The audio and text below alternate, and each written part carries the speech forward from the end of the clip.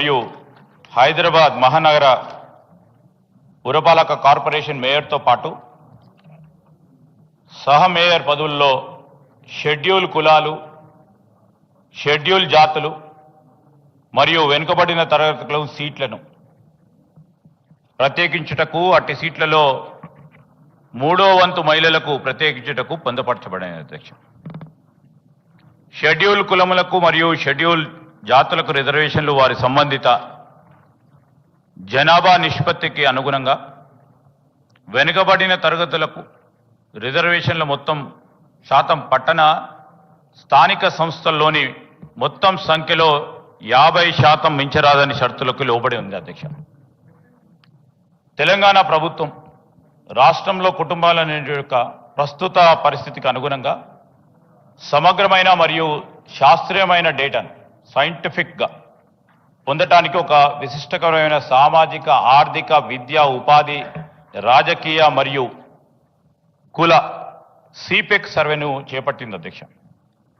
తర్వాత 2024 నవంబర్లో ప్రభుత్వం స్థానిక సంస్థల వారీగా కేటాయింపబడే రిజర్వేషన్ల నిష్పత్తిని వివరంగా తెలియజేయడానికి వెనుకబడిన తరగతుల పౌరుల వెనుకబాటుతనం యొక్క స్వభావం మరియు వారి ప్రత్యేకించి స్థానిక సంస్థల్లో వారి ప్రాతినిధ్యం గురించి సమకాలీనమైన, ఖచ్చితమైన నిర్ధారించి విచారణ చేయటకు ఒక ప్రత్యేక కమిషన్ను కూడా ఏర్పాటు చేసింది అధ్యక్ష. ఇంకనూ ప్రభుత్వం ఇతర విషయాలకు సంబంధించి సామాజిక, విద్య మరియు ఆర్థిక వెనుకబాటుతనం గురించి, అదేవిధంగా సరైన ప్రాతినిధ్యం లేకపోవటం ప్రతిపాదికగా చేసుకొని స్థానిక సంస్థల్లో వెనుకబడిన తరగతులకు రిజర్వేషన్లకు సిఫార్సు చేయడానికి 2024లో చేసిన సామాజిక, ఆర్థిక, విద్య, ఉపాధి, రాజకీయ మరియు సిపెక్ సర్వేతో పాటుగా ఇతర సంబంధిత సామగ్రి నుండి వచ్చిన డేటాను అధ్యయనం చేసి మరియు లోతుగా విశ్లేషణ చేసి ఏకసభ్య కమిషన్ ఏర్పాటు చేయడం జరిగింది అధ్యక్ష. మరి కమిషన్ నిర్ధారిత పూర్వకమైన సాక్ష్యం విశ్లేషిస్తూ రాష్ట్రంలోని మొత్తం సామాజిక, ఆర్థిక పరిస్థితుల్లో పోలిస్తే వెనుకబడిన తరగతుల వెనుకబాటుతనం ఇంకా కొనసాగుతుందని తెలుపుతూ తన నివేదికను 2025 మార్చిలో సమర్పించింది. తన అనుగుణంగా కమిషన్ వెనుకబడిన తరగతులకు విద్య, ఉపాధి మరియు ప్రత్యేకించి స్థానిక సంస్థల్లో రాజకీయ ప్రాతినిధ్యం గురించి 42% రిజర్వేషన్కు సిఫార్సు చేసింది అధ్యక్ష. ప్రభుత్వం పై పేర్కొన్న నివేదికను మరియు సిఫార్సులను వెనుకబడిన తరగతుల పౌరుల జనాభాను దృష్టిలో ఉంచుకొని మరియు వారి జనాభా నిష్పత్తికి అనుగుణంగా సరైన ప్రాతినిధ్యం లేకపోవటం, వాటినన్నిటిని కూడా జాగ్రత్తగా పరిశీలించిన తర్వాత స్థానిక సంస్థల్లో ప్రస్తుతం ఉన్న రిజర్వేషన్లను వాటి స్థాయిని పెంచడానికి అవసరమని ప్రభుత్వం నిర్ణయించింది అధ్యక్ష. భారత రాజ్యాంగంలోని ఆర్టికల్ 243వ యొక్క క్లాస్ 6 ప్రభుత్వానికి వెనుకబడిన తరగతుల పౌరులకు అనుకూలంగా ఏదైనా పురపాలికల్లో ఏవైనా సీట్లు లేక పురపాలికలలో చైర్పర్సన్లు పదవులు ప్రత్యేకించి నిబంధనలు చేయడానికి వీలు సంకల్పిస్తోంది అధ్యక్ష. పై తెలిపిన లక్ష్యాన్ని ముందుకు తీసుకెళ్లడానికి ప్రభుత్వం తెలంగాణ పురపాలికల చట్టం 2019 తగు విధంగా సవరించడానికి నిర్ణయించింది అధ్యక్ష. ప్రతిపాదిక సవరణ వెనుకబడిన తరగతులకు అనుగుణంగా పట్టణ స్థానిక సంస్థలైన పురపాలికల్లో ఎన్నుకోబడ్డ సభ్యులు, చైర్పర్సన్లు మరియు పురపాలక కార్పొరేషన్లోని మేయర్ సీట్ల రిజర్వేషన్ల స్థాయిని సముచితంగా కల్పించడానికి రాష్ట్ర ప్రభుత్వం వీలు కల్పిస్తూ ఈ బిల్లుపై నిర్ణయం విషయంలో అమలు చేయడానికి మరి ఉద్దేశించబడ్డది అధ్యక్ష. ఈరోజు అధ్యక్ష ఎప్పుడు లేని విధంగా ఏ రాష్ట్రంలో కూడా తీసుకొని ఒక విప్లవాత్మకమైన ఒక నిర్ణయం ప్రభుత్వం బలహీన వర్గాలకు సంబంధించి మరి ఏ ప్రభుత్వం చేయలేని, ఎప్పుడు ఎక్కడ కని విని ఎరగని రీతిలో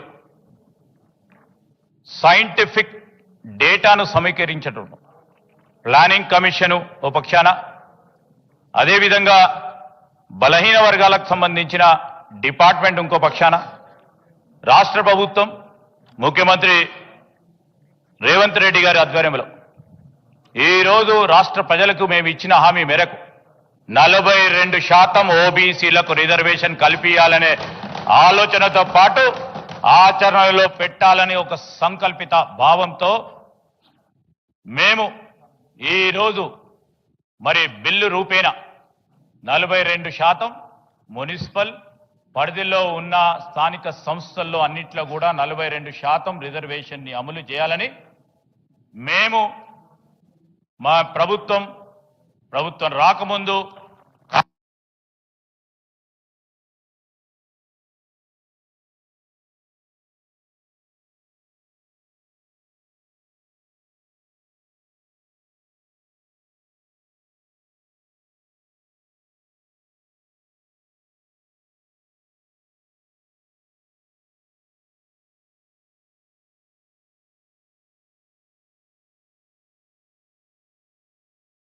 కాంగ్రెస్ పార్టీకి సంబంధించి ప్రతి ఇంటి గడపను ఈరోజు పోయి వారి డేటాను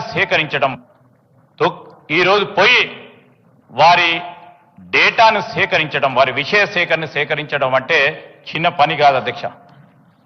ఏదో ఆషామాషిగా చేసి మేము ఈ సర్వే చేశాం, దాన్ని ఉపయోగించుకోవాలని చేయలేదు. ఈరోజు తరతరాలుగా బలహీన వర్గాలకు సంబంధించిన అభ్యున్నతి, వారి అభివృద్ధికి సంబంధించి ఎన్ని ఇబ్బందులు వచ్చినా ముందుకు పోవాలనే ఒక నిర్ణయంతో ముఖ్యమంత్రి గారు, అదేవిధంగా మా కేబినెట్కి సంబంధించిన సహచరులు, ఈరోజు ప్రభుత్వం పరంగా మా నాయకుడు ఈ రాహుల్ గాంధీ గారి నిర్ణయం యావత్ దేశంలోనే బలహీన వర్గాలకు సంబంధించి 42% రిజర్వేషన్ అమలు చేసి తీరుతాము అని చెప్పిన మాటకు అనుగుణంగా ఈరోజు మేము ఈ విధమైన ఒక నిర్ణయం చేసి బిల్లు రూపేణ ప్రవేశపెడతా ఉన్నాం. అందరూ కూడా బలహీన వర్గాలకు సంబంధించిన అభ్యున్నతిని కోరుతారని ఆకాంక్షిస్తా ఉన్నాను. బలహీన వర్గాలకు రాజకీయంగా, విద్యపరంగా, ఉద్యోగపరంగా ఈరోజు వారందరూ కూడా మాతోని కలిసి వస్తారని మేము ఇంతపూర్వకం కూడా ఈరోజు ఓబీసీ రిజర్వేషన్లకు సంబంధించి పటిష్టంగా కూడా ప్రతి సభ్యుడికి ఆలోచనలు తీసుకోవాలని, వారి ఒపీనియన్ తీసుకోవాలని, ఈరోజు ఒక డెమోక్రటిక్ ప్రాసెస్ ద్వారానే మరి మేము చట్టాన్ని చేయడానికి ఆలోచన చేస్తా ఉన్నాం.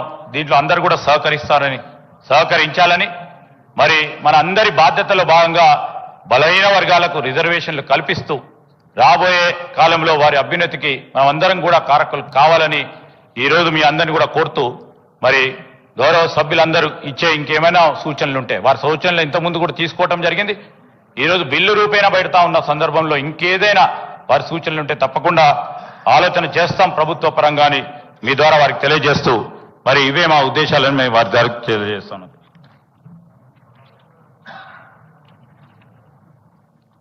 శ్రీ గంగుల కమలం.